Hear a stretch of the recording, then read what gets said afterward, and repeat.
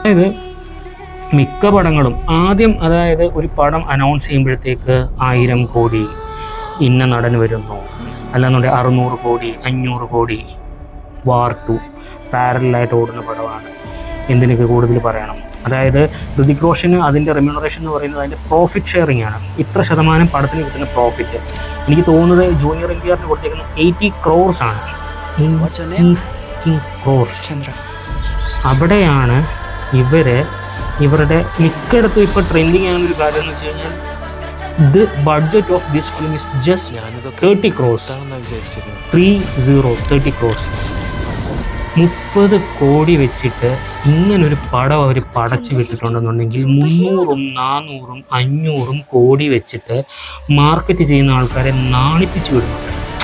Shazam പറഞ്ഞ പോലെ, coke പറഞ്ഞ പോലെ, നിങ്ങൾ പൈസ ഇറക്കുക. നിങ്ങൾ നടനല്ല പൈസ കൊടുക്കുന്നത്, നിങ്ങൾ സ്റ്റോറിക്ക് പൈസ ഇറക്കുക.